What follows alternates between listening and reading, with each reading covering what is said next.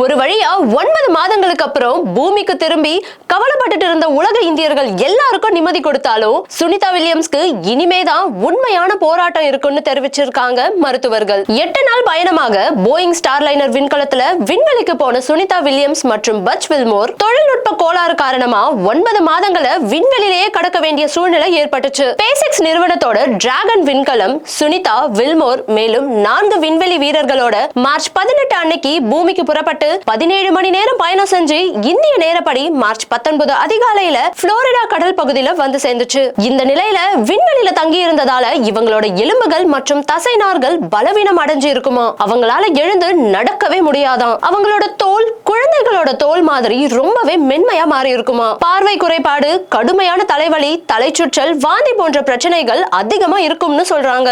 விண்வெளி வீரர்கள் இயல்பு நிலைக்கு திரும்புறதுக்கே சுமார் 6 மாதங்கள்ல இருந்து 1 வருஷம் ஆகுமா. பூமிக்கு திரும்பிய 4 பேரும் மறுவாழ்வு மையத்திற்கு அழைத்து செல்லப்பட்டு இருக்காங்கன்னு, அங்க 6 வாரங்கள் தீவிர பயிற்சி அளிக்கப்படும்னு, குறிப்பா தரையில காலூன்றி நடக்க பயிற்சிகள் வழங்கப்படும்னு, ஊட்டச்சத்துள்ள உணவுகள் வழங்கப்பட்டு இயல்பு நிலைக்கு திரும்பிய பிறகு வீடுகளுக்கு போவாங்கன்னு சொல்லப்படுது.